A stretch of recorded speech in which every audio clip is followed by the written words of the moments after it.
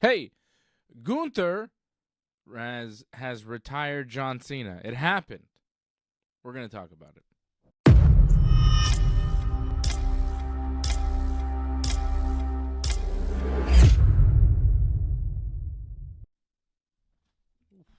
Caught off guard there a little bit. I'm watching this boxing. There's boxing happening.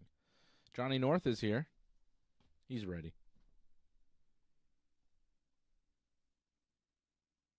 What's up, Dave? Are you ready? I said, are you ready? It's a big fan favorite right there. But first off, let's just say congrats to Anderson Silva. Big win tonight. Silva. Yeah, that was really cool. Anderson Silva knocked out Tyron Woodley with a big uppercut in the second round of his boxing match. We're watching a little boxing tonight because Jake Paul is going to box Anthony Joshua,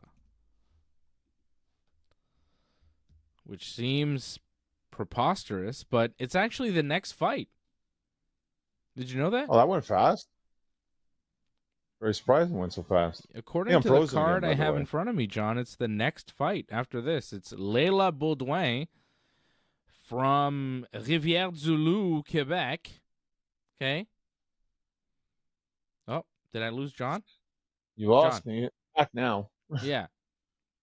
Well, you missed me saying that Leila Baudouin, who's fighting right now, is from Rivière-du-Loup, Quebec. And she's fighting right now. Wow. Yeah, she's fighting Alicia Baumgardner from Fremont, Ohio, in the co-main event of the Jake Paul Anthony Joshua fight. Wasn't that a big thing last time? Like Jake Paul, like whoever was like the semi-main event, they wanted to make sure that they got a big payday or something. Yeah, and make a big deal out of that. Nice to see a boxer from Rivière-du-Loup, a female boxer, making big money on this card. She must be getting paid. Hopefully, making a decent payday for this. Nice. Some Quebec flavor on this. Why not? Fight capital of Canada. It's been a while since they've had like big boxing shows. I remember I've seen a couple at Place Bell, actually. Mm-hmm.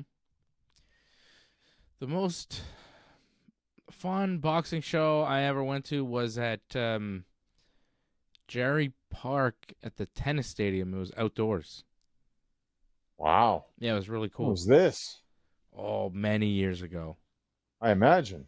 Many years ago. Close to 20 maybe. No, less than 20, but maybe 15 to 20 years ago, in that range, I'd say.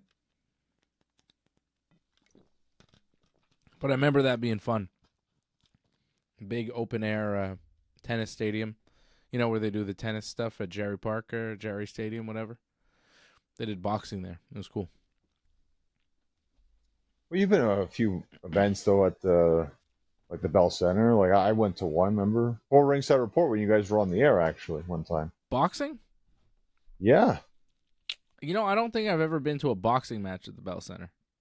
I've been to a lot of MMA, a lot of pro wrestling, but I don't think I've ever done boxing at the Bell Center. I've seen boxing at hotels, at stadiums, at arenas, but I don't think Bell Center boxing. I don't think I've ever been to one. You would have loved it with me. Like, I was right ringside right there. It was amazing. Oh, yeah? Is that through us? Through Ringside Report? Yeah. You got those credentials? Nice. You guys were on the air right at the same time, and then I called in all that afterwards. Oh. Well, my producer is telling me that he went with me to the Bell Center boxing. Okay, I guess I have been to Bell Center boxing. I don't know, man. I've seen so much combat sports in my life, it's hard to remember all of them. I've been to a lot of shows. I've been to a lot of UFC shows, you know? I don't know. How many SmackDowns now? I couldn't tell you. Wow. Like, my brother will tell me about SmackDowns that we went to, and I don't really remember. Been a busy life.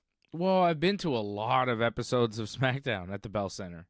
A lot. I'm going to go to another one in January. I mean, how many SmackDowns? I don't know. I would say at least 5 to 10 minimum. I think more towards 10 than 5, Yeah, I think. Because I think say I've been definitely to 5. over 5. Over 5, yeah. Because I could, Well, close to 10. Last time they came, it was a Raw, right? No, it was a SmackDown. Was it? Okay, yeah. In the summer, yeah. Yeah, it was SmackDown. You're right. Yeah. I don't know. But, I don't remember all of them. See, I don't even remember if it was Raw or SmackDown last time because it was like, oh, no, I do remember that because that was the Cena one. He was on SmackDown. Yeah, that was great. Cena's final match on SmackDown at the Bell Center. Final match in Canada. Yeah. Yeah, that was good. That was a SmackDown. Him and Cody against Drew and Logan Paul. I mean, that's hell of a main event. But the SmackDown I remember the most, I think, was one where I saw Eddie Guerrero and The Undertaker. Maybe Kurt Angle. I've seen SmackDowns Kurt Angle, with Hogan. RVD. RVD? I feel like Kurt Undertaker RVD. wrestled a dark match, casket match against JBL at a SmackDown. That was memorable. Yeah, that's like early 2000s or something like that, yeah. Yeah, so I've been to a lot of SmackDowns. So it's hard for me to remember just individual. And that's just SmackDown. I've also been to a lot of episodes of Raw. I don't remember all of those. I remember Hogan's ovation after WrestleMania. I remember Jerry Lawler's heart attack. I was there for all those things. And other things that happened on Raw, I'm sure, in Montreal. Sami Zayn's debut, I remember, when Bret Hart introduced him. That was pretty awesome. Wrestled John Cena. John Cena. When Sami Zayn wrestled Chad Gable. I'm sure you remember that. No. Whoa. You were there, yes. though. Okay, that was more recent, right? Yes. Yeah. I kind of remember that. I remember more the house show match Sammy had against Pac here.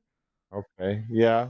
I remember that, yeah. When they were in NXT and they weren't advertised, but they just did like an NXT title match on the house show because Sammy's from here. That was good. That was I remember that match being tremendous. That was peak NXT. You've been to many, many shows, and that's it. Like, it's one after the other now. Yeah. But I like it, I hope so. You're going to more. I don't need to remember every show individually and everything that I've seen, but the moments that, the things that I'm talking to you about, some of them happened 20, 30 years ago maybe at this point. I don't know. Not 30, but maybe 30. I'm getting old. Not quite 30 for SmackDown, but maybe 25. When I saw Eddie Guerrero, I remember being on the ramp. I was maybe 15 years old. 16, 17 maybe. I don't know. In that range. I was a teenager. Well, I don't know about you. I just realized something. It'll be 20 years since I've been watching Rey Mysterio wrestle. I remember 96. That was WCW. That's 30 years. That's 30 years, actually. Yeah, I just realized. Yeah, 30 years now watching Rey Mysterio. It's crazy. 30 years of watching Rey, 30 years of watching Jericho. A lot of guys. Yeah. How long have we been watching CM Punk? Well, I saw bits and pieces in Ring of Honor, but I would really say 2005. Yeah. 20 years of Punk. Yeah, again, that was off and on there. It wasn't so consistent. Again, he was on ECW a lot, right? So we've been watching a lot of John Cena. We've seen a lot of John Cena over the years. A lot. We did. It was Too what, much. a 20-something year career? On top? On top, yeah. I would say that, yeah. It was even longer than that, but yeah. When did they first give him the belt? Was it 21? I want to say it was. Yeah, well, I mean, they gave him the U.S. title at 20, right? Yeah, and Beat the the world Big title at Show. WrestleMania 21. Yeah, yeah, that's how it went down. He beat JBL. JBL. JBL. That's Yeah. right. Beat Big Show for the U.S. title, right? Year before? WrestleMania 20, and then I think he only did like a rap thing because he challenged Eminem. I think the year prior, but it didn't happen. Mm-hmm. We've been watching John Cena for a long time, and we are done. The time is now for him to be done with wrestling. No more John Cena. He was retired last week by Gunther, and there was a lot of controversy. People were upset. People didn't want to see John Cena lose. And if he lost, they didn't want to see him tap out. I heard a lot of people say, "Whoa, John Cena never give up. He gave up." Or maybe he just knew he was beat. You got me. I'm done. I got nothing left. The smile, the tap, it's over. And I thought John Cena's interview on Cody Rhodes' podcast this week was really interesting, and he talked about the finish, and he said, like, he's already doing interviews about the finish. It's like 3 days old, you know? He said, it's up for interpretation. Once you put your art into the world, it's no longer yours, and people can decide whatever it means, and I'm not here to say what I was trying to do or whatever. He kind of hinted at some sort of Star Wars thing that I don't really understand because I've never seen a Star Wars. But he, I think he told a story that made sense. I think the whole final year made sense and didn't make sense. And a lot of it wasn't really his fault, I think. I feel like The Rock and Travis Scott were supposed to play a bigger role in the whole heel turn, and because they didn't, things got turned around and didn't work out quite as well as they were supposed to. But in the end, Gunther beats him. Gunther makes him tap. And a lot of people were mad. A lot of people were very mad, yelling at Triple H. "You effed up, Triple H. You're dumb. You don't know what you're doing." I think there was a lot of F words too, by the way. Yeah. People were very... And Triple H came right out after Cena lost to Gunther. Gunther leaves. Cena's in the ring, and then a bunch of legends, Shawn Michaels, Kurt Angle, Triple H, everybody comes out to celebrate Cena. Cody and Punk give him their belts. Cena poses. And there was a lot of heat on Triple H. Triple H did a little panel post-show in front of like a live audience, and there was a lot of heat. They were yelling at Triple H. And I found it very amusing because I will give Triple H a lot of criticism. I will make fun of Triple H. I will do the Triple H impression. But I actually think this was the right move. I like it. This is how you're supposed to go out. You're supposed to go out giving everything to the next guy. If this is really the end, you are supposed to go out making the next guy look like a monster. You are supposed to make the next guy more valuable than he was walking into the match. And if you saw the reaction on Monday Night Raw to Gunther, you know that he is more valuable today than he was before he made John Cena tap out. This was the move. We thought that he would get choked out. It would just do the choke out finish. He'd go to sleep. They'd send Cena home a little bit nicer. But the tap out, I thought, was even better. I thought it was a bold move because I thought they would do the safe thing, which is the choke out, which is, I think, what a lot of people wanted from them. And I thought it was safe, and it gave Gunther something, but not everything. This gave Gunther everything, which is how you make legends, how you make superstars. You give them major accomplishments.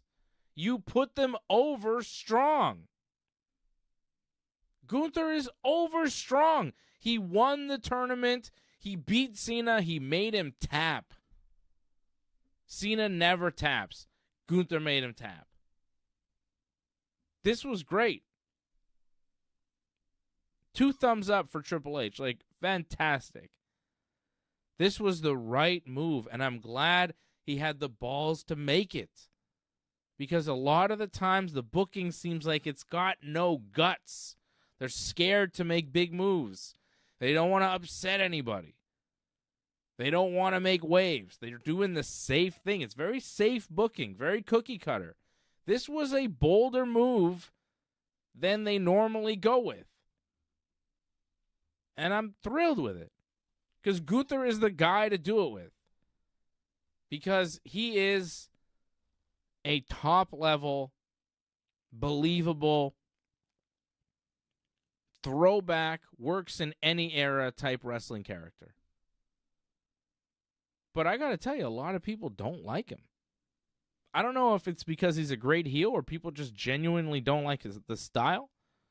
But I talked to a lot of people this week that are like, man, Gunther, he sucks. I was like, what? You think Gunther sucks? I think he's one of the best going today. I think he was the right guy to retire Goldberg and the right guy to retire John Cena. And I think he's going to be the right guy to retire AJ Styles and Chris Jericho and Brock Lesnar. He's the ring general for a reason. There's a reason why John Cena picked him. You think Gunther gets that match if Cena doesn't think that he deserves to be the guy? Cena chose Gunther because he knows how good Gunther is. He knows the respect Gunther has for professional wrestling. Gunther said it. Cena, you're the greatest sports entertainer ever, but I'm the greatest professional wrestler, and it's a very different thing. And I love what Gunther brings to the table. Very old school. I thought it was a great move, Johnny. Great move. You love the tap out or what? I was a little surprised by it. I mean, I like it a lot. Because, like, I completely agree with you about the whole, like, put over the next generation, Gunther, establish him, like, he's the guy you have going forward. Completely agree with that. But, and there's some big butts here coming up right now. Big butts. The way it was all lie. put together. Mm-hmm. Oh, the butts will not lie right now, because just the way it was all put together, I think they need to do a bit more there. Because we talked about this too, and you kind of said it as well, like, it's a little too much if Cena just loses out his last couple matches, which he did. Mm-hmm. Like, you had to give him something, and you gave him nothing. That, I think, was a bit of a problem. That's where I think the fans were kind of like, okay, he lost before, he got screwed over, now they're going to give him something. But then they still gave him absolutely nothing, just have him getting steamrolled. I think that was a problem. Like, you needed to give him... It's fine for him to lose. Tap out, fine, but you needed to give him something. He didn't even get a goodbye speech or anything. It's just Triple H comes out, everyone's pissed, roll the package, put the titles on him that he doesn't get to keep, gives them back, walks away. Like, if I'm a fan there, I'm pissed because it's like, that's it? That's a lame ending. That's awful, actually. I mean, he got the standing ovation. He got to stand in the ring. It's not like he rolls out and Gunther just poses. Still, for the end like that, like, I feel like you got to give him a bit more. Again, you put him down so much. They had a big celebration. Everybody came out. Okay, they had a big celebration. Like, honestly, like, shouldn't he have talked or something? Like, that's not the big thing about Cena. Like, his promos didn't say anything. Nothing. Maybe a That's little the promo, end. Like, but I don't know. You could save it for another time. And this goes back to, like, his last matches. Like, if I'm not mistaken, 3 of his last 4 matches he lost. Like, yeah. You can't put him down that much. You got to give him something. No. Let me give you And another perspective on this, John. Sure. I'm watching boxing right now, right? Boxing, UFC, guys that are about to retire usually lose on the way out quite a bit. Most athletes on the verge of retirement retire because they can't win anymore. If they could win, they'd keep fighting. John Cena couldn't win anymore. He was at the end. He had to retire. Like, I don't hate that. I kind of think it makes sense in a way. You go, well, he shouldn't be winning. It's a guy near retirement. He should lose. He should lose to the younger guys. And the guys he put over, he put over Gunther, put over Dominic Mysterio. Who else did he lose to? Brock? He lost to Brock, yeah. Yeah, well, Brock's going to put over Gunther in the end, hopefully. Losing to Brock, I didn't love. I kind of wanted to see him beat Brock. I thought that would have been the move, but I guess it was Brock's comeback match, and they wanted to put Brock over on that one, but... I mean, he did have a world title run in his last year. Oh, they gave him the IC title. Like, don't say they didn't give him out of much, nowhere, right? too. Yeah, they gave him that, too. Yeah. I mean... He had some things. Yeah, it wasn't a bad finish. So he lost a few matches. I thought the ending was good. I thought the standing ovation was good. I thought the heat for Gunther and for Triple H was fun. The one complaint that I heard about it that I kind of go, oh, you got a point, is that there's all this, well, put over the next generation. Gunther is 38 years old. He's not young. But nobody is on the WWE roster, really. Exactly. Like, Dominic Mysterio is, I think, still in his 20s. Solo Sikoa is 32. He's young-ish for the WWE. But Roman, Cody, Seth, Dominic's 28. Like, Roman, Cody, Seth are all 40-plus. Right? Didn't Seth Solo already beat Cena? Seth is not quite 40. He's 39. Sorry, Seth, but it's coming in May, brother. Roman is over 40. Cody's over 40. Like, a lot of these guys are kind of... The top guys in WWE are over 40 already. And Gunther, I mean, he's 38. He's not young, but he's also probably got another 5 to 10 good years in WWE. Given his style, too, he's probably got another solid 10 years. Yeah, I agree. And the way I look at it, in terms of, like, you're building, like, up-and-coming guys, he kind of needed that in a sense. I felt like, unless he's the champion, I don't think anyone really sees him as a top guy. But now, because of this, you can see him as a top guy. But, and this is another sticking point I have with this. This is the problem with the whole, like, oh, he retired John Cena. Like, he didn't really retire John Cena. Like, John Cena this was it. You happened to be that last guy. You didn't retire him. Like, you beat him in his last match. Yeah. He retired Goldberg because Goldberg said, like, if he won the world title, oh, well, we'll see what happens. So he actually stopped Goldberg from doing anything. This didn't matter. Like, Cena was done no matter what. So I don't really feel like he retired. John Cena was done. And again, this goes back to the whole, like, you got to give him something because the fans know he's done. And you gave him nothing all the way through. And I think the big problem with this was that they charged a lot of money and you didn't give the fans anything to be really happy about. Besides, like, the moments where they cheered for Cena, I enjoyed the Super Cena chants. Like, that was hilarious. Like, there's a lot of stuff I laughed at this, especially the fans crying. Like, I truly enjoyed that stuff. But yes, that's more personal stuff, obviously. It was interesting watching the match because you could tell on the entrances that the crowd really wanted Cena to win. Like, there was a vibe Yeah. where it was like, we are not accepting John Cena losing this match. We think that it may happen. We're kind of thinking it's going to happen, but, like, it better not. You better change the finish because we're here to see Cena win. The crowd was like, there was a vibe there where they were like, we're here to celebrate Cena. You better put him over at the end. They saw what AEW did with Sting, have him win his final match, and they're like, do that for Cena. They didn't do that. And the crowd was mad, crying, upset, yelling. I haven't seen a crowd like that since the Blue Jays lost the World Series. Similar vibes. I feel the comparison of The Undertaker, the streak being broken. I felt like that was a good comparison with that. People weren't crying, though. People were sad for this. People were. Well, I think people were.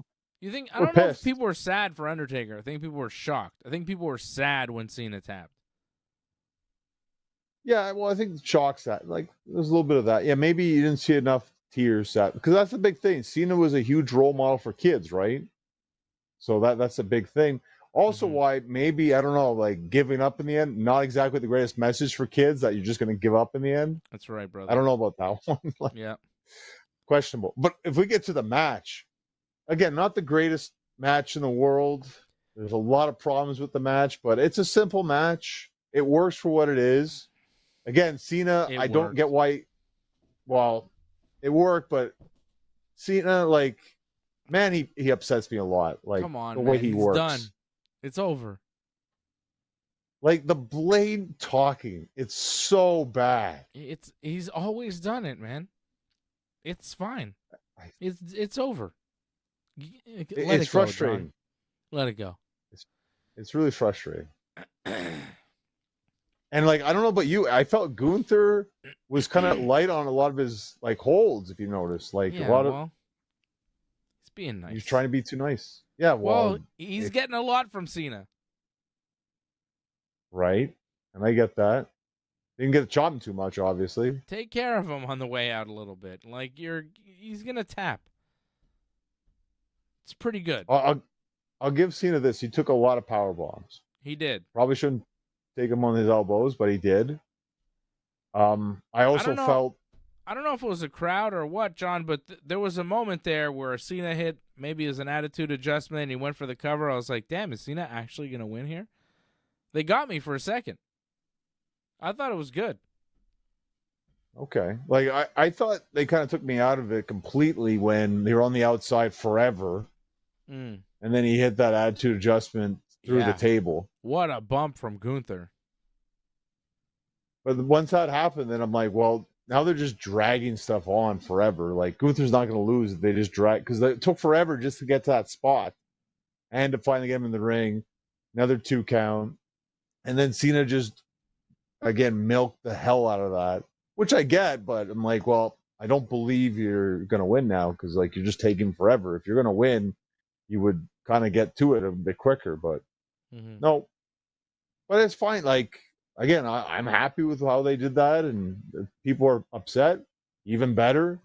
I just think you should have gave Cena a bit more, actually. Give the fans something a bit more, given how much you charge for that. But nope. That's a real big FU to the fans. And I'll give Michael Cole a lot of credit, though I think it was a mistake. He called it the FU instead of the attitude adjustment. I appreciate that. That was fun. People don't like Gunther, though. I heard a lot of criticism about Gunther, but a lot of the criticism I heard was from maybe some newer wrestling fans that are used to flips and dives. Sure. And are hoping for that in their pro wrestling. Gunther doesn't bring that, and I think a lot of those fans don't like Gunther because of that. Doesn't splash. Yeah. But he's not, a high flyer. He's not he doesn't do a moonsault. But I don't want him to. I think exactly. If he did, he'd be less intimidating. I think Gunther is great and unique because he can hit hard. He's obviously very tough. He can dish it out and take it. He can bump. He can take strikes. He can hit you with power bomb after power bomb and never get tired and never hit you with a power bomb that looks like it's going to break your neck. He seems rough but safe. He speaks with confidence on the microphone. He is the total package of what a professional wrestler is, was, and always should be. A believable, tough guy, big, imposing, larger than life, looks like a character. You see him walk out, you see his name, you hear the music, you know what he is. You know the gimmick, you get it right away. You see him wrestle, you get it. It's not hard to understand. It is a classic throwback wrestling character that will always work. He is a big bruiser, and there are very few guys on the roster that can stand up to him. This is a guy that, people go, oh, he's not exciting. He's not. Well, he's also one of the very few guys on the roster that you could put up against Brock Lesnar and go, ooh, Brock might be in some trouble. And you need guys like that because it's professional wrestling. It's supposed to be like the biggest monsters fighting it out, You're supposed to have larger-than-life characters. And yes, part of being larger than life means being huge. And Gunther is a big dude. And he's got that look. Gunther, to me, is one of the best wrestlers in the world today. He's been my favorite wrestler in the WWE, since Daniel Bryan left. Wow. I mean, right? Gunther's the man. Who's better than Gunther? Who do you like more than Gunther in WWE? Who do you have more respect for than Gunther? I like Punk. Right, Punk's pretty good. Yeah, I was going to say that. Yeah. But other than Punk, maybe? I don't know. And even Punk sometimes kind of annoys me. Gunther doesn't I never roll my eyes at Gunther. Sometimes Punk says things and I'm like, geez, Phil. I'm like, what are you saying? Gunther, he goes out and he's like, I'm like, yeah, hell yeah, Gunther, get him. He's not cringy. Punk makes me cringe a little bit sometimes. I love him, but, nobody's perfect. Well, getting to Raw, I thought Punk, tremendous promo. Gunther, yeah. I liked his promo, but the problem I had with Gunther, the fact that he got cut down by Adam Pearce. And it's like, that's not the one who should have been doing that. Like, after the big win, who's the one who's like, oh, you got to get out of here kind of thing? It's Adam Pearce? That's it? And then AJ just stands there in the parking lot, does nothing? Okay, well, you're just the next victim. That was disappointing. It should have been what's next for Gunther? And it's just there's really no one to step up against him. But AJ will be the next victim. That's all I got from that. And watch out for Adam Pearce because, you got to respect his authority. You gave all that for that? Why I'm is Adam disappointed Pearce so with that. mad? Gunther just won a match. Right. Cleanly, too. He didn't cheat or anything. He didn't cheat. He didn't do anything wrong. He just won. Why is Adam Pearce mad? What did he do wrong? Everyone was sad. Fans were sad. I guess because he said mean words about John Cena. He said he made him tap out like a little bitch. He did say the B word quite a bit on live TV, yeah. And got so much heat from the crowd. They hated it. It was great. Gunther's promo was really good. I think he's going to be the one to retire AJ Styles because apparently AJ's retiring in 2026. There are rumors that Jericho's going to come back and do a retirement run in 2026. Brock Lesnar might retire next year. Gunther should retire all these guys. Add everybody to the list. Yeah, AJ, it's probably going to happen at WrestleMania. I think that's what they're building towards. Brock, I just don't know if it makes sense right now. They're both heels. Something has to happen for that to end up being a match. But a lot can happen between now and SummerSlam. So, but with Jericho, wait and see too. Like he hasn't shown up yet. Like he doesn't need to retire like within like next year. Like you could maybe drag that out a little bit as much as you can. I think with Jericho. So wait and see. I think with Jericho, it's not Jericho behind the mask, by the way. Sadly. No, it was Austin Theory, like we knew all along. I think Logan Paul knew it too, but he's acting with the rest of the guys like he didn't know it. Right? Isn't that the vibe you're getting? Well, Heyman was the same way with the promo. I have no idea who it is. And then it's like, we better find out who it is because Adam Pearce said it. So we had to have it happen. Yeah. I think Logan Paul knows, but Heyman and Braun Breaker and Bronson Reed don't know. Like they didn't know. Well, it's interesting because Raw's already happened. Taped Raw apparently tonight or something. Oh. So apparently what's going to happen on Raw on Monday, we're going to see Punk and Ray against Bronson Reed and Austin Theory. Right. So he's in the group now, Austin Theory. That makes sense. Mm-hmm. Punk's promo on Braun Breaker was so funny because he kept talking about how stupid Rick and Scott Steiner were. I mean, he just kept hammering those guys. It was so funny. It was brutal. And Braun seemed pissed when he's like, if you ever talk about my family again, I'm going to, like, I forget what he said to him exactly. He made some sort of physical threat, you know, but just the promo from Punk was ruthless. It was really good. Punk, you know, he'd been away for a couple weeks. Braun Breaker cut a couple promos on him, and then Punk came back, and it was like, oh my God, he just killed him. It was great.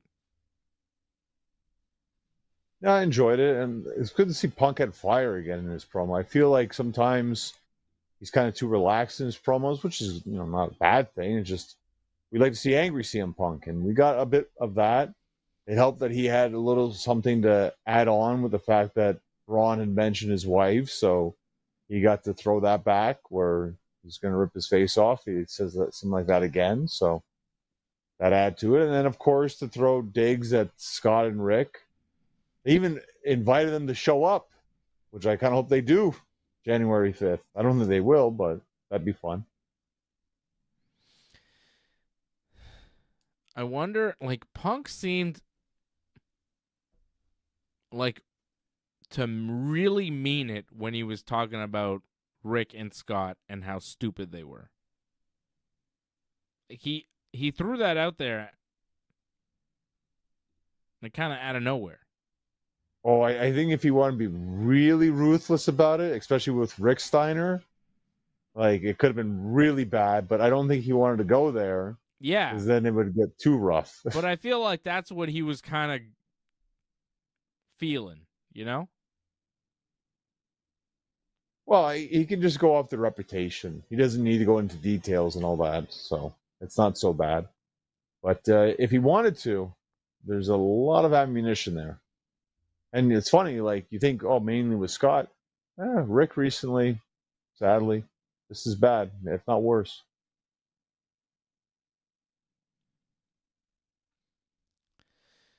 You think Braun Breaker beats him for the belt? What are they going to do? January 5th on Raw. Well, if you think it's Punk's first actual defense, is it not? I don't think he's actually defended the title yet. So yeah. I don't think Punk loses his first title defense.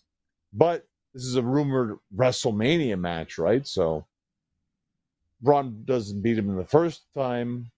Could happen again. Well, I also suggested that maybe Punk comes, loses, wins the Chamber, then they do the rematch WrestleMania. That's very possible, but I don't see Punk losing his first title defense. Mm-hmm. Not after he lost his first title defense last time. I don't know what that finish is going to be because he's really got like everything stacked against him. Braun Breaker's got a whole crew behind him.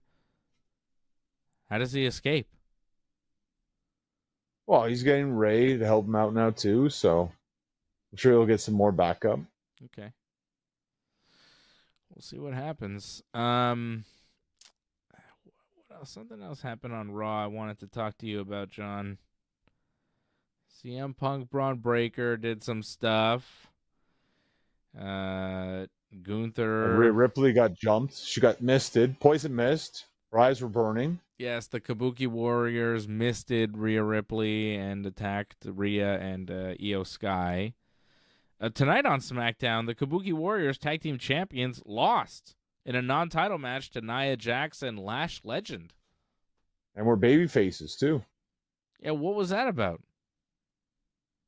Like, SmackDown was very weird. I mean, it was taped, so that always helps make it weird. But you had that match happen. I feel like there was another heel versus, because it was Julia versus Alba Fire. Yeah.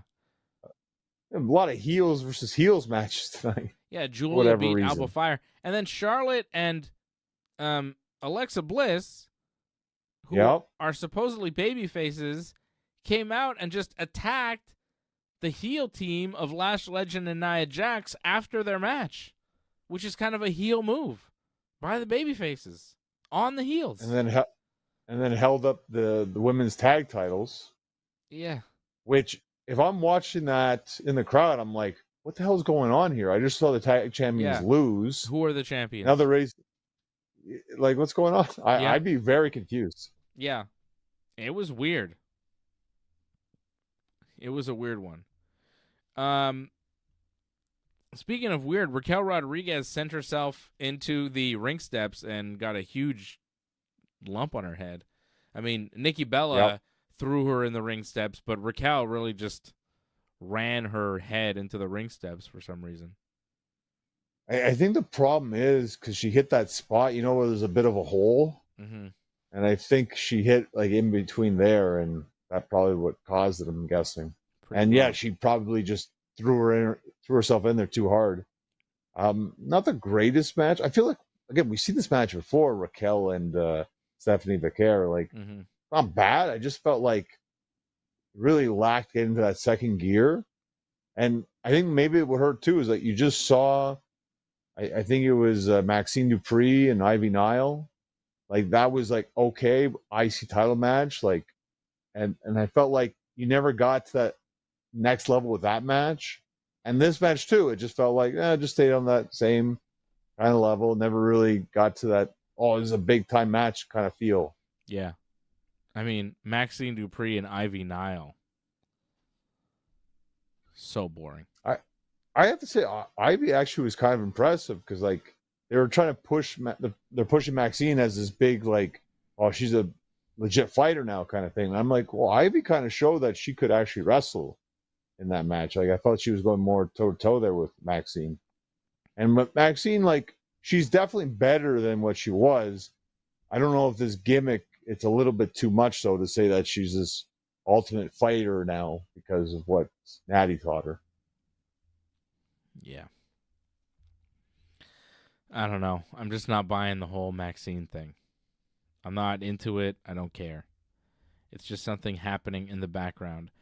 So Nikki Bella interrupted the women's title match between Stephanie Becerra and Raquel Rodriguez, and they're doing something there, I guess.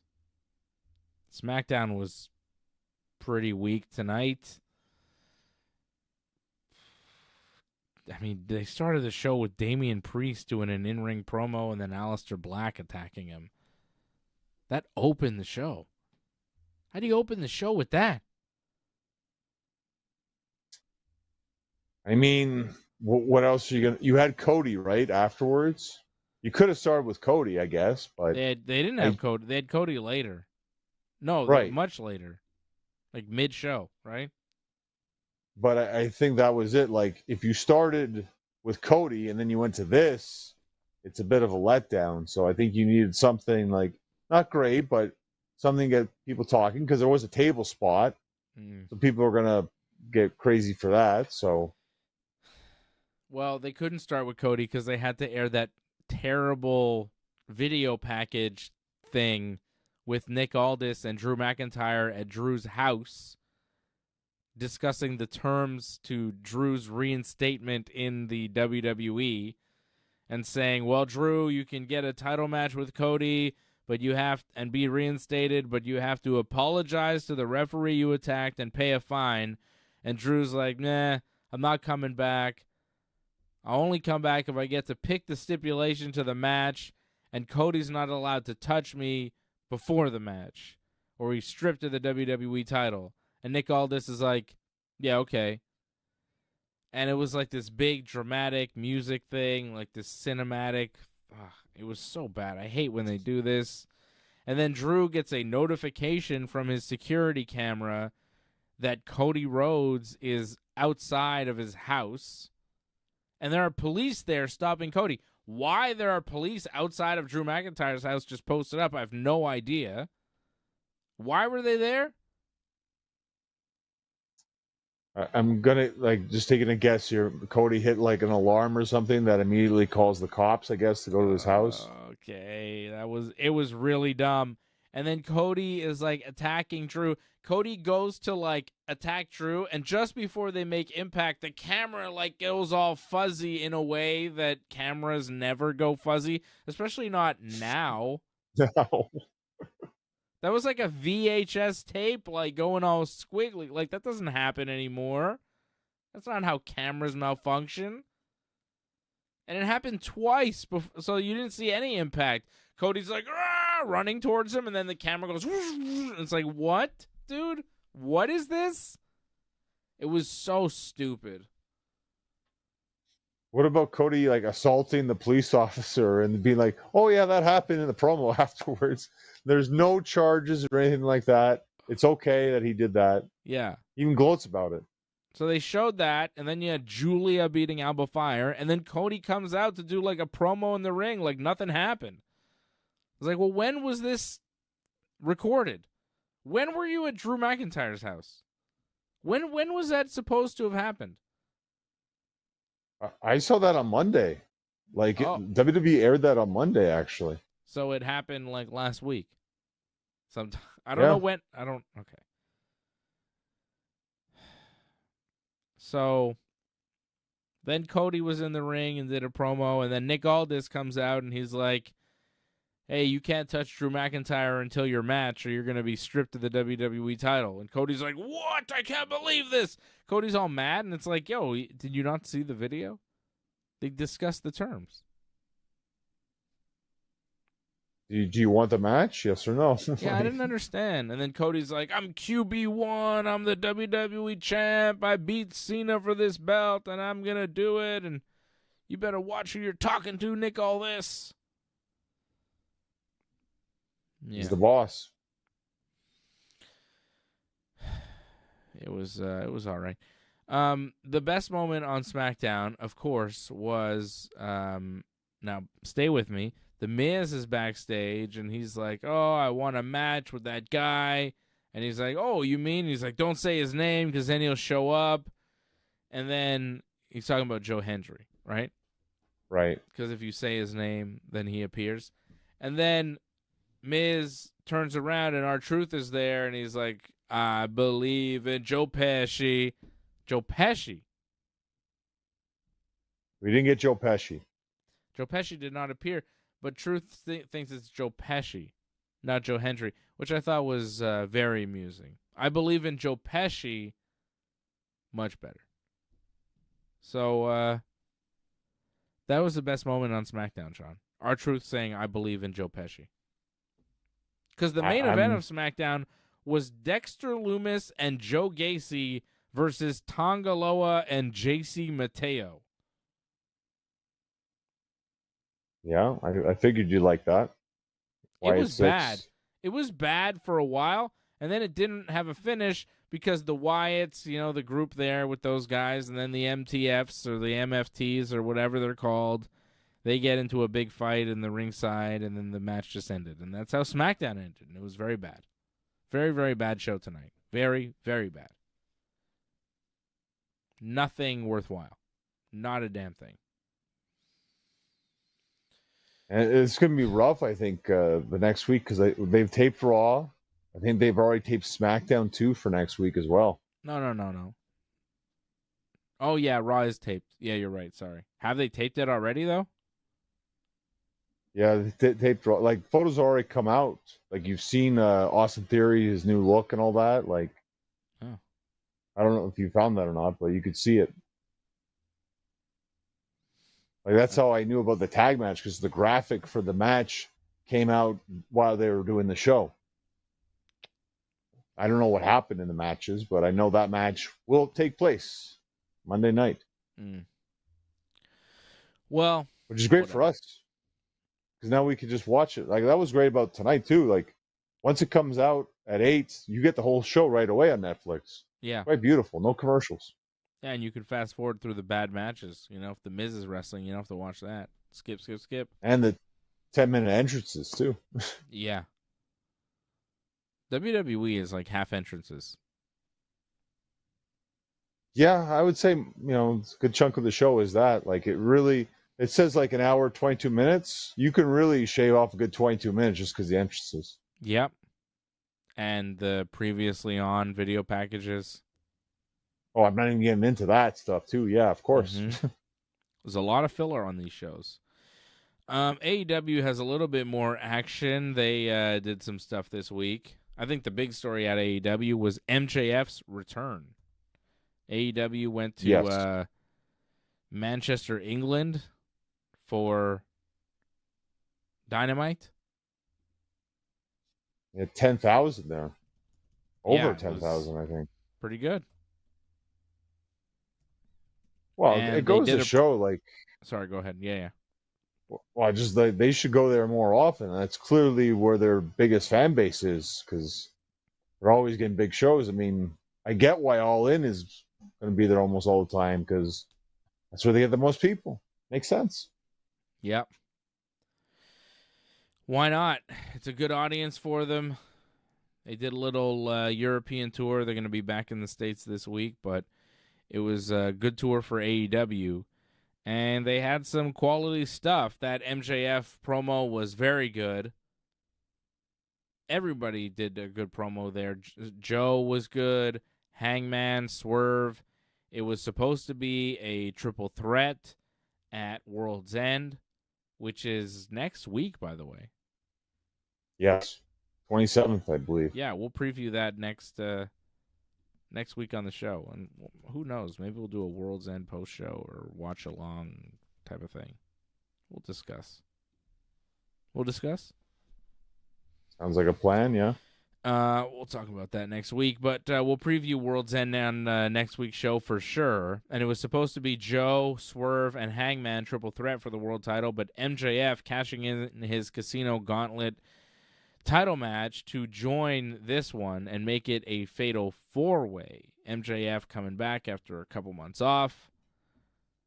And this match just got even more interesting. And it really feels now like Joe's going to drop the belt to either Swerve or MJF. Is that your feeling too? My feel after seeing this, I'm like MJF's going to be the champion. But my big question now is, are you satisfied with MJF's explanation to why he's in the match? What was it exactly? I don't know. I don't remember. What did he say?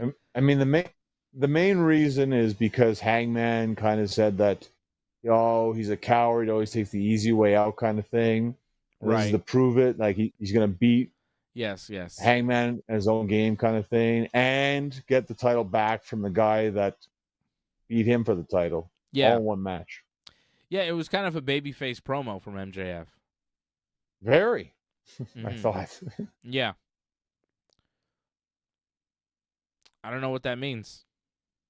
A lot of babyfaces in that match if MJF is 1, 2. 3 of them out of the 4. Joe's the only heel. But I don't know. To MJF me, came off like the top babyface in that ring too. He came off like a top star. Like, to me, like going forward, the interest is in what is MJF going to do next. So you should give him the title then, if he's the most interesting character. I think starting the year with MJF as world champion is not a bad move for AEW. There's so many things you could do with him as champion. Yeah. There's a lot. And he's great. He always delivers. Why wouldn't you go with him? In the ring, on the microphone. I liked his new hair, too. It kind of looks like CM Punk's hair. Well, they've made jokes about MJF's hair, too, in the past, right? So yeah. I don't know if he's got work done or something, but... Well, it looks good. He looks good. Sharp. Yeah, he looks good. Yeah. He looked good. I enjoyed the promo. He had some good lines, especially about... what was it? Was Swerve talking about how he was twerking for top dollar? Yeah. In WWE, and then he mentioned WWE, and I got a big boo chant from and he's like, no, they're a good company. That was a funny. Good moment to have that. Yeah, that was good. And he had some good shots again at Hangman, calling him Seabiscuit. Yeah. There's some good stuff. Good stuff. It's just good to see him back. On Hanukkah, too. To make your return on Hanukkah. What a great time. What a great Hanukkah. Not for, it's been kind of... But, MJF coming back makes it nice. Hopefully we'll get to see him. Well, we're going to see him wrestle at the pay-per-view. Maybe he'll do something on Dynamite next week, too. Hopefully. Hey, it's a WWE superstar Logan Paul backstage at his brother's boxing match that we're eagerly anticipating here on Netflix. Pretty cool. They're going to do like 3 or 4 entrances per guy. It's going to take forever. We're going to be off. Show's going to be over by the time they get to the ring. They're not getting to the ring anytime soon. They're just talking about it. They're thinking about it. There's still time to pull out, Jake Paul. Pull out. Don't do it, man. It's not worth it. It's not worth it. You got money. You don't need to do this. I know does he need the money in this fight? Does he need to do this? It seems crazy. But you guys have been actually talking about the last couple of fights that you've watched, Jake Paul, where it's like he has to step up in competition. Because, he's fought the celebrities. He's fought the washed-up MMA guys. Now he's got to fight professional boxers, and that's what he's doing now. Put this in like a video game way, John, okay? Jake Paul... Punch out? Well, no, I'm not going to say that. Let's just say Jake Paul's playing a video game in boxing, right? He's been on rookie mode. Sometimes he jumps up to easy mode, and it's kind of a challenge for him, but he can make it through. People want him to see him jump up to medium. There's hard and expert level. He's jumped up to expert level, John. He went from easy mode to expert mode. He's in way over his head. The last heavyweight he fought, legit heavyweight, was Mike Tyson, who's like 60 years old. Anthony Joshua was gigantic and in the prime of his fighting career. He might kill Jake Paul. I don't know what's about to happen. It's so crazy. I can't fathom why Jake Paul is doing this. I would be so scared right now. I would not want to box Anthony Joshua. It would suck. It would hurt a lot. It would alter my life for the rest of my life. This could make his life different. One fight can change a lot. How your brain works, how your face looks. Ooh. I can't imagine it's worth it given what he's probably got in the bank already. I don't understand. There are other fights to take. Why did he take this one? Why? I admire him for doing it. It takes tremendous balls or delusion. I'm not sure what it is. Is it bravery or delusion? Does he really think he's going to win, or is he like, let's see what happens? I don't know. It's really crazy. Man, good on him for going in there and trying. The fact that he's going in there and fighting this guy is nuts. Good for him. I hope he wins. Because he's a huge underdog. How can you not root for the underdog? Even if the underdog is Jake Paul. Like, there's a part of me that wants to see Jake Paul's head fly into the 10th row and his body remain in the ring. But there's another part of me that wants to see Jake Paul, like, hit a clean uppercut on Anthony Joshua and wobble him and then land a couple hooks and put him down. Because it would be crazy. That would be the craziest thing. You know, if Anthony Joshua knocks out Jake Paul, you go, yeah, that makes sense. If Jake Paul knocks out Anthony Joshua, you go, what just happened? Is Jake Paul the heavyweight champion of the world now? Like, how does this work? So, you know, I kind of want to see Jake Paul do well, but I want to see him do well because there's like no part of me that can imagine a world where he does well and doesn't get seriously injured. I feel like he's going to get very hurt. Shout out Jason Pete in the chat. I see you. Angelo Contagonis as well, members of the team over at join.ringsidereport.net. Jason Pete says, this is legit dangerous. Olympic gold medalist, 2-time former unified world heavyweight champion. And like not a long time ago. Not like in 1985. Recently. You know? He's not a champion anymore. Yeah, I know. He did get knocked out, and I think in his last fight, right? Dubois knocked him out.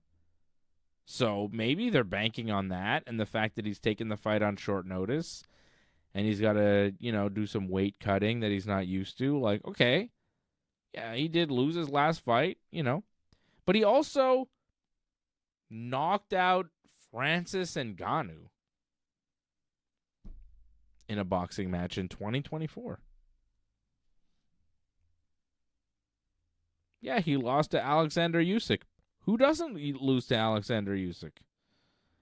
Guy's pretty good. He's the heavyweight champion of the world. He's beaten everybody. Tyson Fury, Daniel Dubois. So Joshua lost a couple fights to Usyk. He lost to Dubois. He lost to Andy Ruiz. But he's also beat Andy Ruiz, beat Vladimir Klitschko, beat Francis Ngannou, and beat a lot of other guys at a high-level professional heavyweight boxing caliber. He is 36 years old. Jake Paul is younger, right? 28. But Jake Paul boxed Mike Tyson and beat him by decision. If you can't put away Mike Tyson at when Mike's like 60, how are you going to do with Anthony Joshua? I feel like bad. It'll go bad. Well, I imagine Jake's thinking about the next big fight afterwards. And he probably wants to go for the heavyweight championship, right? There might not be another fight after this. This yeah, could but be he's not the thinking end that. of his boxing career. He's not thinking that, though. He's just thinking, how can I get to the championship fight? He could This die. is going to be a great step. He could easily die. When your ego is so big, you don't think about that. You're invincible. I just hope he doesn't die. They'll stop the fight before that happens. Like, I'm not too worried about that. Boxing's crazy, man. Well, I was worried about actually for Woodley a little bit. It felt like that fight was going to keep going for a second. Yeah, Woodley was not there anymore, and they were trying to get him back in the fight, and he was like, the ref's like, walk towards me. He's like, what? Where? He's like, the fight's over. Woodley's like, why? It's like, dude, it's I said walk towards me, and you didn't understand what I said. You didn't understand what that meant. You heard me, but His didn't eyes, understand the words that I put together. if you saw his eyes, you could tell he just wasn't there. Yeah, what an uppercut from Anderson. Beautiful. Beautiful. Elsewhere on Dynamite, there was some Continental Classic stuff that happened, John. John Moxley won another match, beating Roderick Strong. It was okay, that match, yeah. The Elite wrestled a 6-man tag against Okada,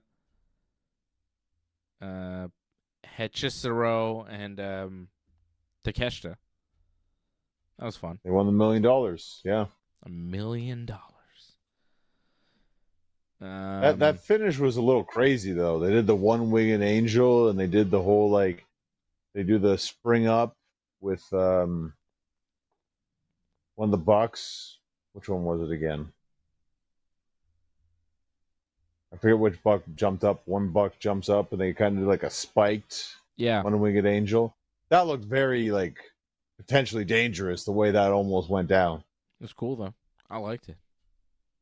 Very dangerous. I don't know if I would ever try that. But, I mean, if you try it, like, they were kind of on a weird angle where they pulled that off, but they pulled it off, though.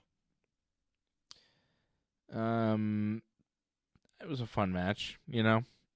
Nothing really blew me away on Dynamite this week. I think MJF was really the most fun part of the show. Pac against Kyle Fletcher. I thought that was a fantastic match. Yeah, that was good. That was a good match. And Pac getting the win over Fletcher. Kind of a surprise. Yeah. I mean, if you look at the standings right now, I think it's very close in both leagues, if I'm not mistaken. Yes. The Gold League has Pac, Speedball Bailey, Kyle Fletcher, Kevin Knight, and Kazuchika Okada, all with 6 points. Wow. And then Jack Perry is the other guy in the league, and he has 3 points. And he inherited Darby Allin's loss, too. So he's already at a disadvantage. And then in the Blue League, Takeshita and Claudio both has 7 points.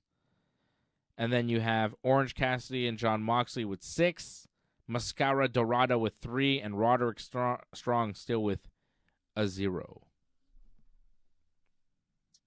That was a big win by Cassidy. I think he beat Dorado, right? So if he stays in the mix, I mean, Orange might make it all the way. Orange Cassidy beat, Dorada on the Collision, I guess. Yeah, because it was a 3-hour extravaganza this week. Yeah. Jack Perry getting a win over Speedball Oh, did that not air yet? I don't know if that aired yet, but oh well. Hey, Juan Soto. Juan Soto's at the fight. That's pretty cool. Juan Soto. I don't know. I think I'm over it with Juan Soto. It sounds like you miss him, but it's okay. Yeah, I do. Of course. Why wouldn't you miss one of the best players? Like, Yankees had him for 1 year, and he took us to the World Series. How could you not want that guy back? Like, he was so good. Why wouldn't you miss him? Like, it sucks that he doesn't play for the Yankees anymore. I don't think that's his fault. He plays for the new Yankees now. The Mets are the new Yankees. No, the Yankees make the playoffs.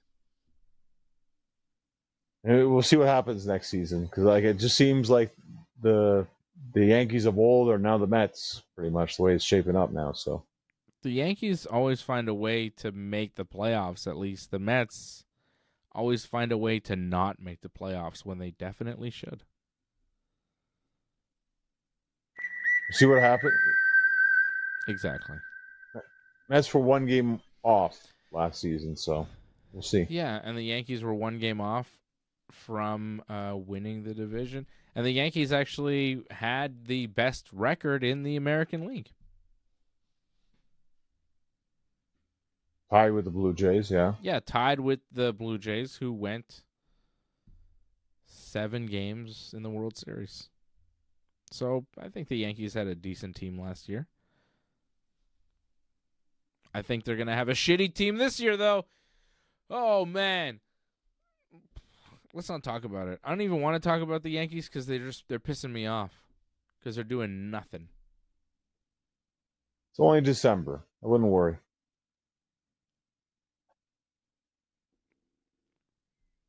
I think we're going to lose out on Bellinger and any kind of free agent there is. I think we get nothing. I think we get nothing. You get some. I don't think we're getting anything.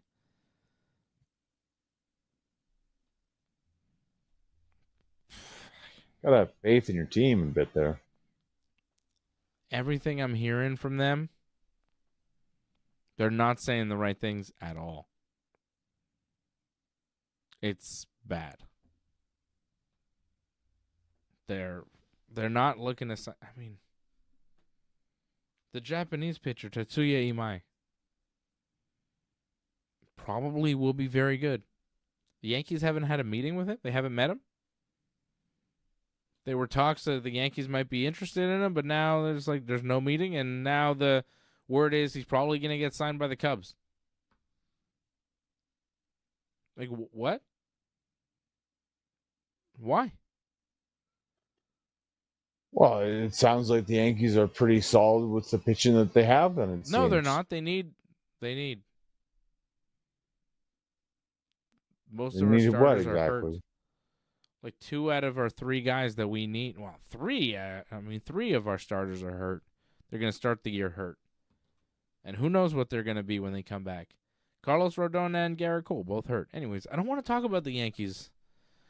It's December, and it's just going to piss me off. Let's talk about AEW. Let's finish the story.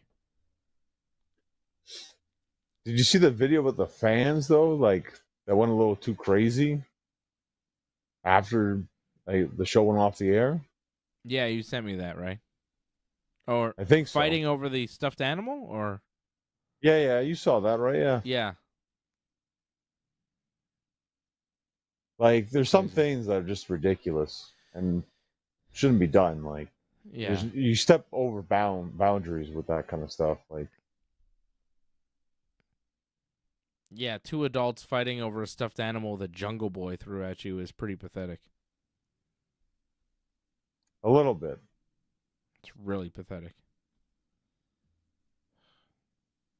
Yeah. That's AEW for you. They had a Dynamite Battle Royal. I'm going to need some help with this. With the Dynamite Battle Royal. For the Diamond Ring. Yeah. So, Rich O'Shea and Bandito won the Battle Royal, right? They were the last 2 surviving in the Battle Royal. Right. Yes. So they're co-winners of the Battle Royal. Right. And now next week they face each other for what? Not the ring. For the ring? I thought it was for the ring because apparently they've changed it. Because usually or traditionally, it was you win the Battle Royal, then you face MJF. Yeah. But because I he guess has it's not the happening. diamond ring. He still has it. I saw him with it on Right. Dynamite this week.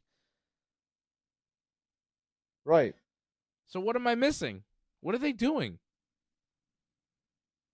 I'm not sure exactly. They've changed it. It's very weird where apparently they're just going to fight Bandito and Ricochet, and we're just going to have a new Diamond Ring winner with no MJF involved, which is very. I feel he's going to get involved because like he happens to come back at this time when they bring back that Battle Royal. It just feels like he's going to get involved in some capacity. It doesn't make sense if he doesn't. And he wears the ring and shows it off on Dynamite this week too. Like he made a point of like showing the ring on the camera. Mm-hmm. I mean, it's been his whole thing. I mean, he's every time we've had this match, it's revolved around him in some capacity. So, you think maybe he helps Ricochet, and then Ricochet and his guys become MJF's backup? MJF always likes backup. Interesting. I mean, it's a 4-way, right? At World's End, so I'm expecting a bunch of interference in that match. A lot of shenanigans. MJF gets some help. That could make a lot of sense, given that I think he should be a heel going forward. I think there's a lot more intriguing opponents for him as a heel than as a babyface. I agree. So hopefully that's what happens. Swerve, We'll see what Hangman, happens. Ospreay when he comes back, Darby. There's a lot of good baby faces. No, you can throw out Kenny as well. Yeah. Yeah, I think MJF as a heel champion works very well. So, yeah, I think Joe kind of a transitional champion from Hangman to MJF. That's what it seems like. So after the dust has settled so far, because I'm sure there'll be much more next week, where do we stand now at World's End? Like, how many matches are there? That's an interesting question because I'm sure by next week there will be far more than what we have now because right now there are only 6. Which is okay. Yeah, but for an AEW pay-per-view, they're going to, like, double it. At least, probably. Yeah. So right now we have Samoa Joe defending the AEW World Championship in a fatal 4-way against Swerve Strickland, Hangman, Adam Page, and MJF, the Mensch of the Cinch. Then we have Chris Statlander defending the AEW Women's World Championship against Jamie Hayter. The Babes of Wrath, Harley Cameron and Willow Nightingale defending the AEW Tag Team titles against Athena and Mercedes Moné. More belts for Moné. Well, Mercedes pinned Willow this week, so that makes sense. Yeah. I don't think the Babes of Wrath dropped the belts that quickly. Their first defense? No, I don't think so either. But, again, it's something where Mercedes should always be challenging for championships to help build that up. So I'm okay with that. And then we will have the Blue League winner versus the Gold League runner-up, and the Gold League winner versus the Blue League runner-up, and then the winners of those 2 matches wrestling each other to determine the winner of the Continental Classic. That's also happening at World's End. So the semis and the final of the Continental Classic. Last year we had Ospreay and Okada in the finals, if I'm not mistaken. Yeah. And what did we say that was going to happen this year? Okada and Konosuke, I think, in the finals. Yeah. Which can still happen. Oh, yeah. It's very wide open still, though. Yeah. That's what's fun about it. Anybody could still win. It's very close. Roderick Strong could even win. Oh, no, he can't. He's eliminated. Yeah, he's eliminated. Because everybody has only 1 match left. Yeah, I think he's eliminated. I think Dorado's eliminated. Jungle Boy's eliminated. But everyone else, I think, is still in contention. There's only 1 match left? No, Dorada has 2 matches left. He has to wrestle Strong and Takeshita. Strong has 2 matches left against Claudio and Dorada. Claudio has only 1 match left against Roderick Strong. So I see Roddy. Like some of these guys, like Claudio has 7 points, but he only has 1 match left, so he can get a max of 10 points. Dorada, he only has 3 points. Oh, he can't. Well, he needs 2 wins in his 2 final matches against Strong and Takeshita to get 9 points, which would put him close, but it's tough. Takeshita has 7 points, and he has 2 matches left. Ooh. Wow.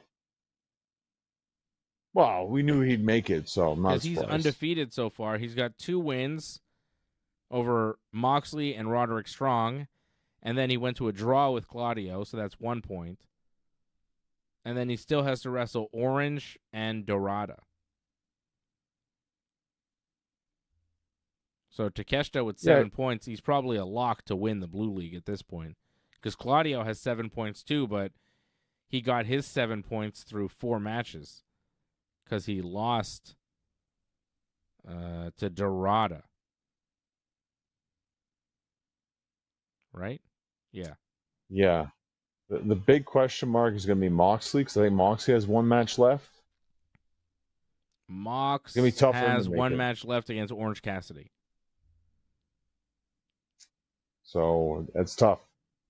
Like, for him to make Mox, it. Mox has 6 points.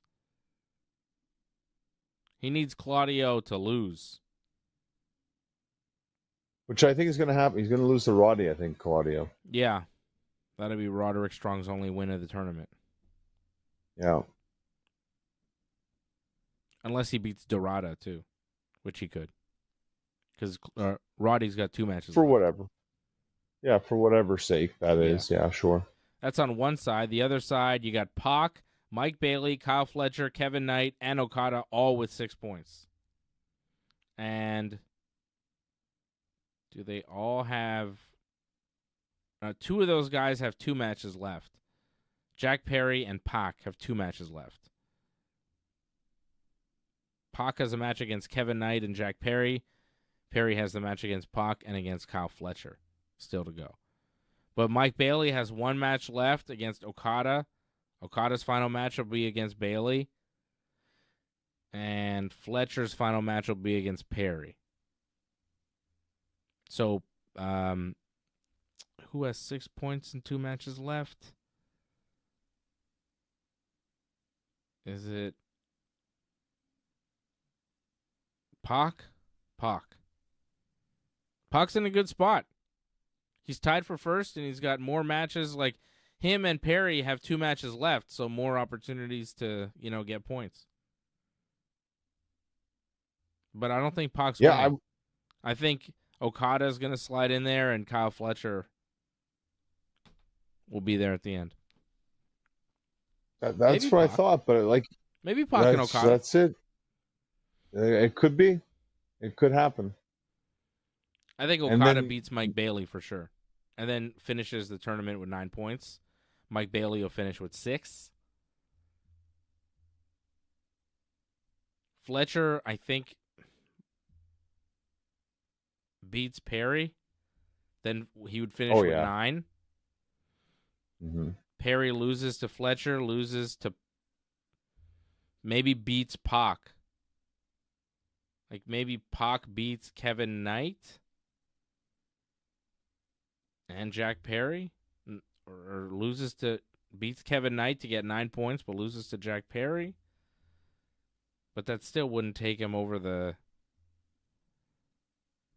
Some guys are going to finish with 9 points here. I don't know how it's all going to shake out. We're going to need a draw here somewhere. I think a time limit draw. Maybe Pac and Kevin Knight go to a draw or something.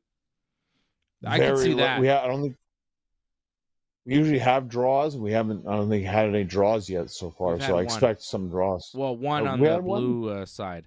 Claudio and Takeshita went to a draw. Oh, okay. Yeah. See, even going over the matches, we're almost at the end, but it's kind of still hard to tell who's going to finish with the top 2 point leads in the Gold League. Well, that's what makes this tournament very interesting, is the fact that it's still wide open, and it can be wide open all the way to the very end. I think it was the same kind of like last year, too. Mm-hmm. Yeah. It worked very well last year, and that's why I was excited for it this year, because this is one of those things that AEW booking does very, very well. The Continental Classic is really nicely done. It's got nice twists and turns, fun matches along the way, and at the end of it, it's like, oh, this is a cool little tournament, fun little point system. It works. They took what New Japan did with the G1, and they made it their own. It's great. Well, it helps too that you have a lot of their top stars as well of the past with Okada, mm-hmm. and their current champion, and Ikonosuke as well. So helps. Yeah. Johnny North, I'm seeing here that the Montreal Canadiens, I know you're a big Canadiens fan, have traded for Philip Danault, giving up a second-round choice draft pick, I'm guessing, or something. That's it? That's all they gave up? Apparently. Wow. That's great. Like, Phil Danault was with the Canadians when they went to the Stanley Cup Finals, actually. I think it was in 2021. So it's a return. So that's fantastic. They've been looking for another big centerman. So he's more of a shutdown defenseman or shutdown center than a high scoring forward. But I think that could work. Because I think he was our number 2 center when they went to the finals. So it's definitely a welcome addition to the team. Well, I'm seeing that the Canadiens held a second-round draft pick from the Columbus Blue Jackets. I guess they had that from them, and then they gave that to the LA Kings, and the LA Kings gave them back Philip Danault. So that's news that just dropped in the past 40 minutes there, Johnny. Wow, big news. I don't expect Danault to be playing tomorrow because they played the Penguins tomorrow in Montreal. So I don't know if he'll be there. Maybe he'll be there in Pittsburgh when they play the Penguins again on Sunday. But wait and see. But yeah, it's big news. I was there at the game on Tuesday, which they lost, but thankfully they won Thursday. So up and down season. You get your wins, you get your losses. Has the fight happened yet, Dave? I know you're watching intently right now, and it's happening right now. Jake Paul's kind of like dancing around, kind of avoiding him, which is smart. He's got like Hogan themed shorts. Came out with like Hogan style stuff. Red and yellow, yeah? Yeah. With cool. Like Hogan print and everything. It's like a tribute to Hogan. That's nice. Yeah. He clinched up with Joshua. It kind of looked like he was trying to do like a wrestling takedown. It was very weird. He just kind of fell. Joshua hasn't done much yet. Oh, Jake landed a little punch there. Kind of like a leaning little tap to the face, but wasn't really anything behind it. Jake's avoiding him a little bit. Well, as he should. I mean, isn't there a huge reach advantage here in this one? Oh yeah. Oh, but if Joshua corners him like he almost did, he almost just took his head off there. Jeez. Yeah. You didn't expect this to last long, so. Well, they're almost done the first round. Nothing much has happened, but you could run around for a round or two, but you're going to slow down. You're going to get cornered eventually. You're going to get caught. So, yeah, he survived a round. Round 1 is over, but I feel like it's only a matter of time. Well, your prediction was what, 3 rounds? Corner of Anthony Joshua. I'm sure Russ didn't appreciate that takedown attempt from Jake Paul. I know he's not a big fan of wrestling or jiu-jitsu. Well, it's a different sport, right? Yeah, I mean, it's more effective, every way, but who cares? Who cares about what works, right, John? Let's just talk about what's traditional. People want the tradition. Old-time boxing. You got to stand up and throw punches. Use only your fists. Cool. How about a choke? Seems better. Seems more efficient, actually. You could do it way faster. Much quicker way to end something. I like chokes. Boxing is okay and everything, but I'm just not a big, I prefer grappling. That's why I like MMA. Mixes everything. See some fun knockouts, see some good boxing, see some nice kickboxing, and you see some cool grappling. You see some nice submissions. I'm a jiu-jitsu guy, I like jiu-jitsu. I went to a show like that. They had boxing and MMA. I think it was fun. UGC or something like that? Oof. Joshua just threw a punch that if it would have connected, like he's throwing these huge shots that just miss, and I'm just waiting for one of them to hit, because if it does, it's going to be crazy. I feel like it's coming. It sounds like, it sounds like Jake Paul is like just surviving so far. Well, he's not getting hit with anything, really. He's avoiding stuff. He's trying to, like, stick and move a little bit, but he's not landing much. He's just kind of mostly just moving. It hasn't been much of a fight yet so far. Nothing really has happened. Joshua's just kind of stalking him, waiting for the right opportunity, and then kapow. Waiting for that big power shot. Trying to corner him. Because Jake's just kind of circling. Playing defense. Which is smart. Because just surviving is a win. If he can survive and not get knocked out and lose a decision, it's a win. Because he's not supposed Well, that's to. happened to him before. He's lost some decisions before. That's it. So I think in their mind, if they survive with these guys that are not supposed to survive against, it's a win. So it's just like survival out there. And then some people in their camp can claim that they won because they don't know anything and they don't understand how boxing is scored. But, if you don't get knocked out, you can claim, oh, whatever, I did all right.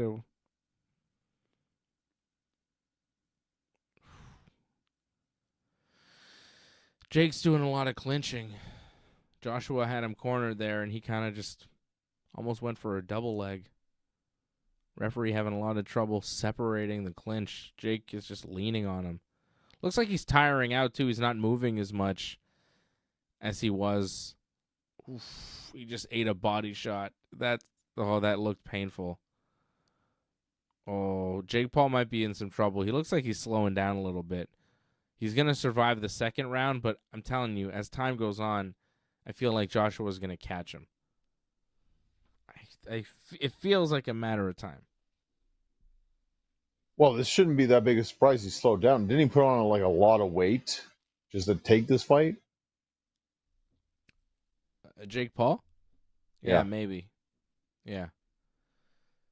But, he's fighting smart. Like, this is what you should do against Anthony Joshua if you're Jake Paul. Like, if you're in this predicament of having to fight this guy, you shouldn't really be getting into a firefight with him.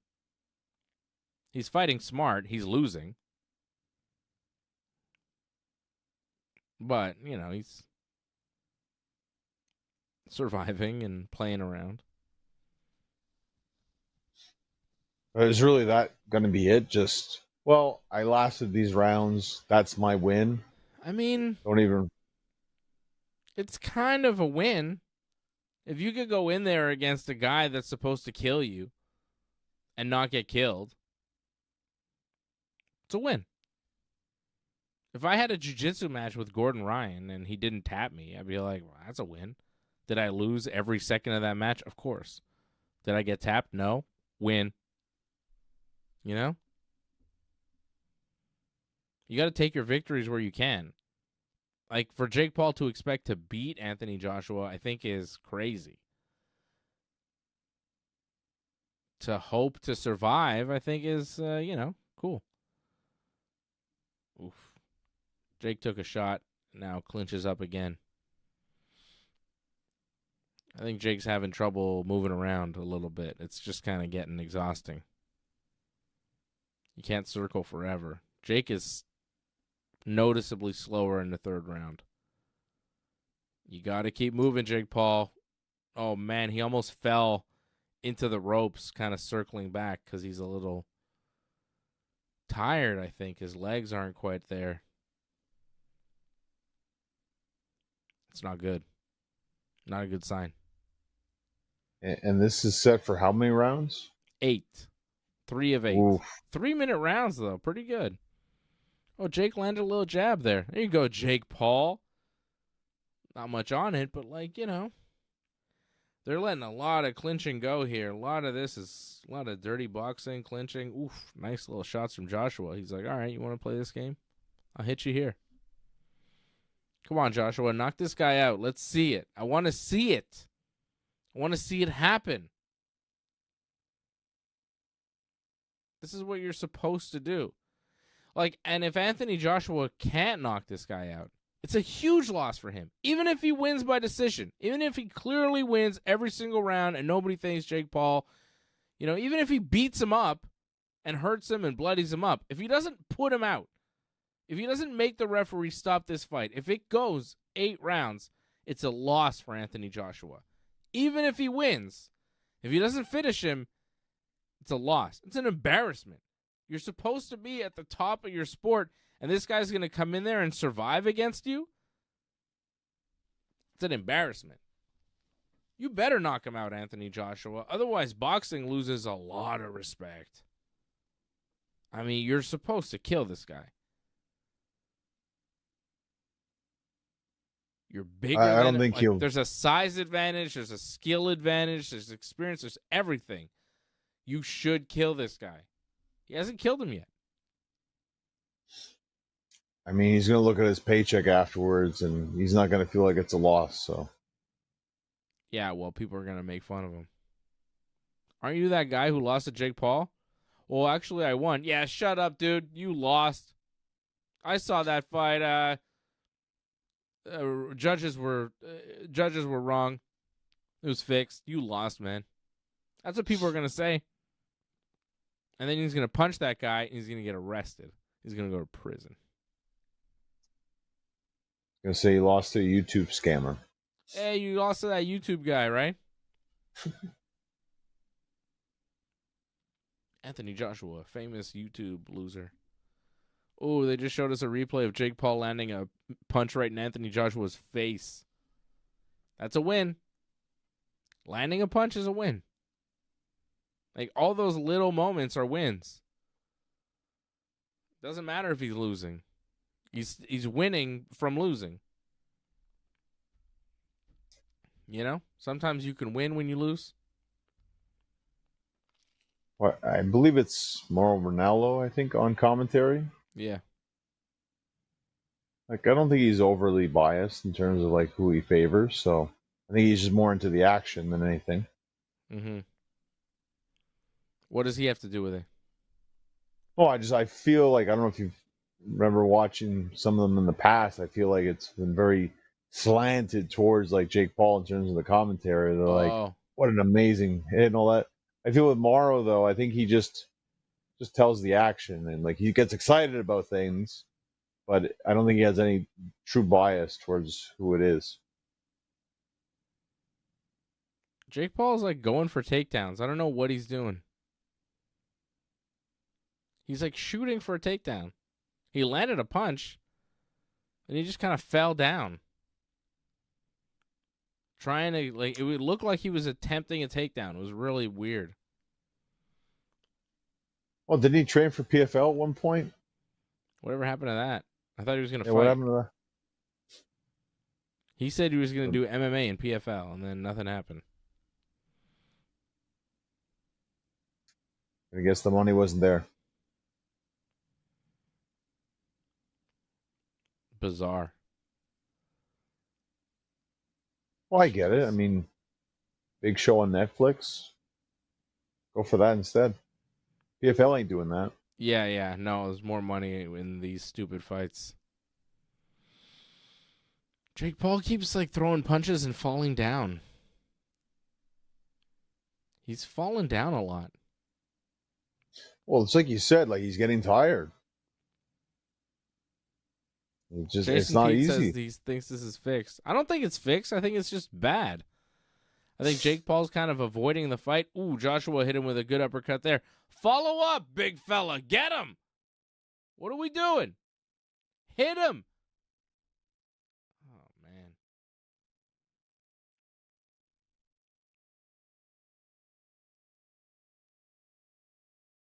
See, I think that's why Jason beat one of these takedown things. He like fell down again.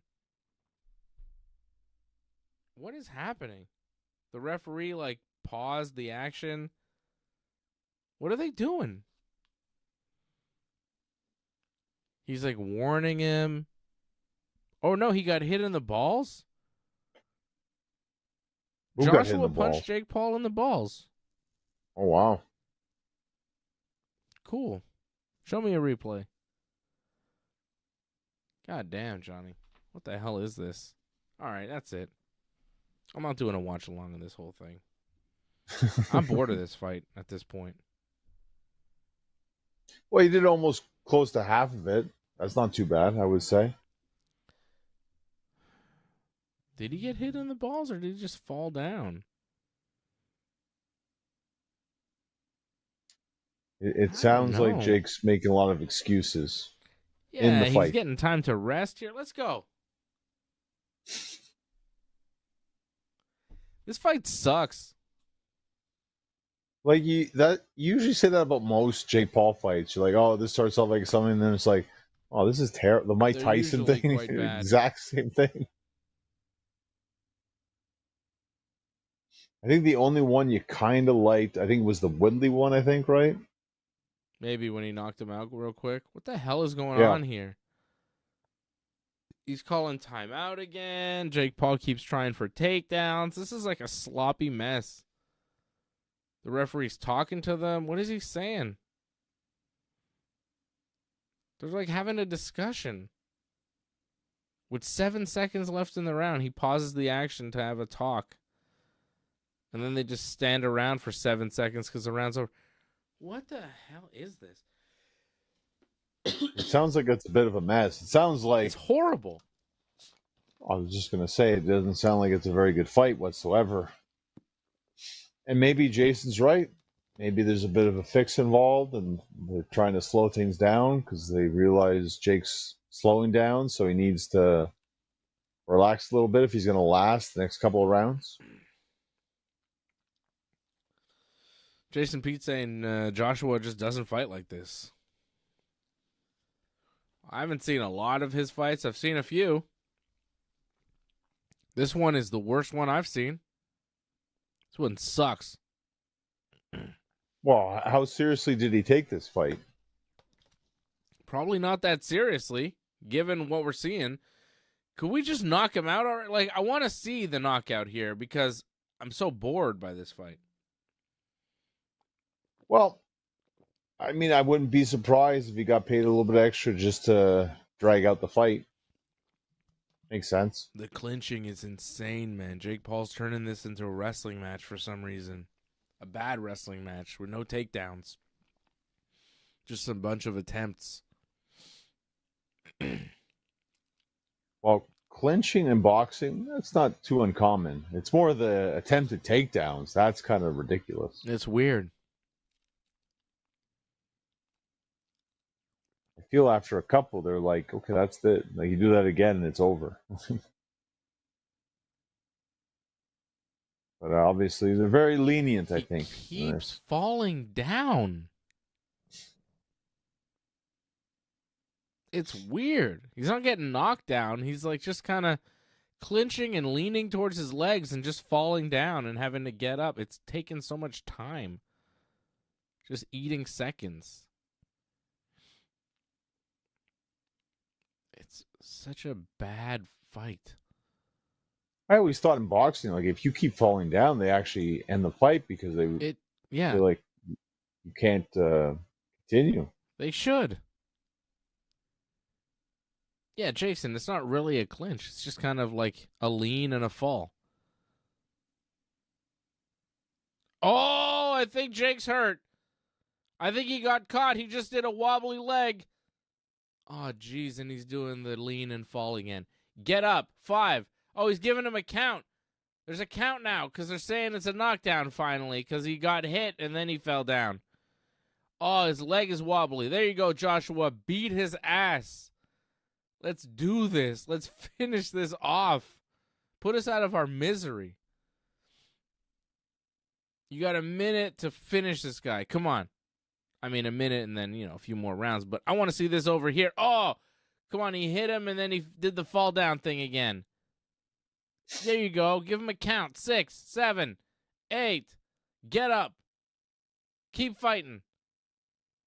Time just ticks away. There you go. Keep fighting. Come on, Joshua.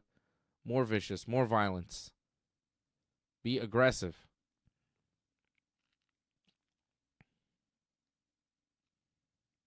They might stop this fight if Jake Paul keeps doing that fall down thing, because now he's getting punched and then doing the fall down thing, and it's like they might say, "Okay, you're done. You can't take anymore because you're getting punched and you're falling down." Might get a TKO here. Joshua's landing some decent shots in this round. Jake Paul seriously slowed down. He landed one that hurt Jake Paul, and his leg went wobbly, and he's landed a few more. Oh, there's a couple. Oh, get him. Oh, Jake Paul survives. Jake Paul survives the round. They got 3 more, though. Okay. Oh, it picked up at least. Yeah, That's they good. got me back into it. There's something going on now. This is a little more fun. Jake Paul was taking vicious shots to the head. Jason, that improves, right? Round 5 was the best round of the fight. Because the referee actually started going, I'm counting you now when you're falling down because you're getting hit. Your legs are wobbly. This counts. You got to stop doing this. You're going to get knocked out. Oh, yeah, there you go. He gets punched, and then his leg might be hurt, but I think it's the way I think they're just wobbly from punches to the head. Joshua landed a couple good ones in that run. Good round for Anthony Joshua. Ooh, they showed us Jake Paul landing a good one, but Joshua landed a really good one on the counter. Jason thinks Joshua's holding back. He might be. Which sucks. Oh, that was a good combination from Anthony Joshua. Come on. Oh, Jake Paul is wobbly. He just fell on the ropes. Oh, and he's doing the takedown attempt thing again. Give him space. 5, 6, 7, 8. Get up. Go there. Walk towards me. Can you fight? Kind of. Let's go. Joshua's landing good shots now. He might be holding back, but even held back punches from Anthony Joshua are pretty nasty. And Jake Paul looks pretty done and tired. Oh, I don't think he was holding back on those shots. So he landed a couple good ones. Jake Paul ate them, though. Jake Paul's got a decent chin. Because I think I would have fallen asleep to those shots. Those shots were nasty. Good God. Oh, big punches from Joshua. Keep going. Keep going. In the corner. Oh, he knocks him down. That was a big right hook from Joshua that dropped Jake Paul. Now he's getting the count. I don't know if he's getting up. He's trying to get up. 10. No, it's over. He knocked him out. He knocked him out in the 6th round. Hell yeah. Jake Paul has been knocked out by Anthony Joshua in the 6th round. Big right hook. Dropped him and stopped him. Thank you. Good night. There we go. Well, finally. I'm sure somewhere AJ is very sad right now. Yeah, Jake Paul survived 5.5 rounds with the boy. Good job. Good job, fellas. I mean, it doesn't sound like it was very impressive whatsoever, though. Well, 5th and 6th round were fun. Juan Soto's there. He likes it, so that's good enough. If Soto's smiling, I'm smiling. Soto shuffle. Yeah, I mean, good. Good. Yeah, we got to finish. That's what I want. I wanted to see Jake Paul get knocked out. Jake Paul got dropped, couldn't answer the 10 count, got knocked out. The fight was mostly bad, but I'll take 4 rounds of bad for 2 rounds of good. It was an 8-round fight. They only went 5.5. It got finished in the 6th. The 5th and 6th round were very entertaining. The first 4 rounds were not, but that's fine. Sometimes, a fight's got to build and lead up to something. But it was feeling like it was going to lead up to nothing. But Anthony Joshua turned the gas on a little bit, and the fire was lit. It's the opposite of the Cena last match. This one actually had a good finish. No, the Cena last match did have a good finish. I thought it was kind of boring, to be honest. For like, I mean, I'm not gonna say the result wasn't good, but like, it was a headlock for how long? Like 3-4 minutes. It felt like forever, just doing the same thing. It wasn't exactly an exciting ending. This had an exciting ending. I liked it. The tap out was good. Oh, yeah, I liked it. I'm just saying it wasn't very exciting. No, this was a little bit more exciting, I guess.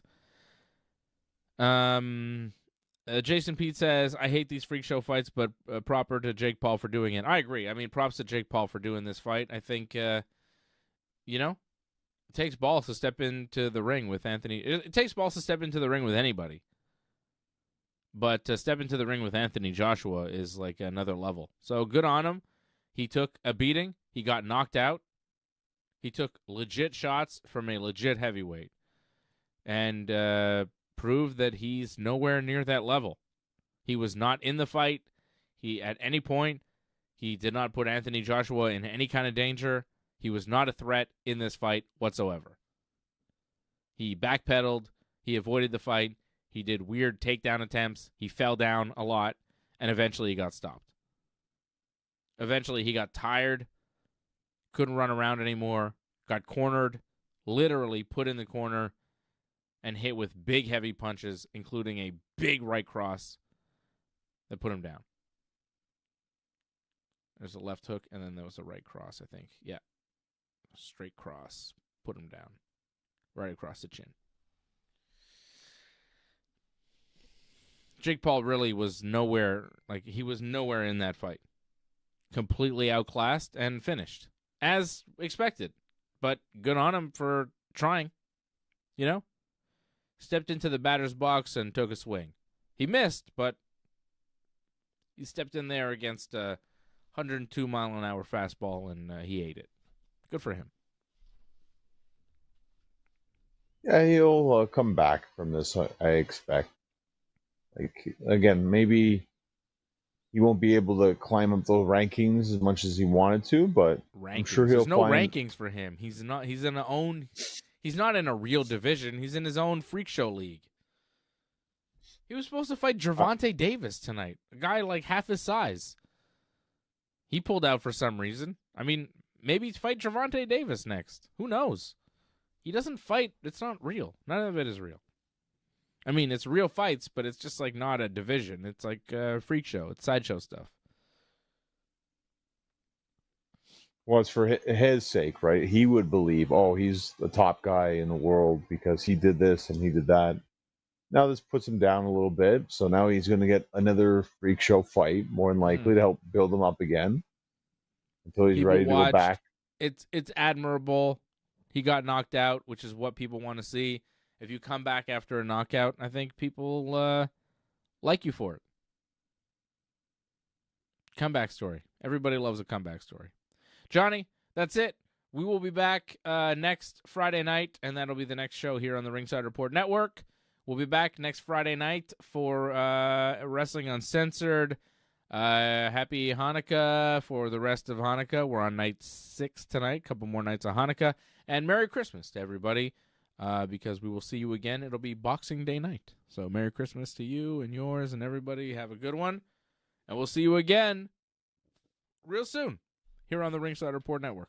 Thanks for sticking with us to the end. We would really appreciate it if you could help us spread the word. You know the drill. Hit that subscribe button. Flip those notification switches. We are an audience-supported network, so consider becoming a recurring supporter at membership.ringsidereport.net. Check out our website at ringsidereport.net. Hope to see you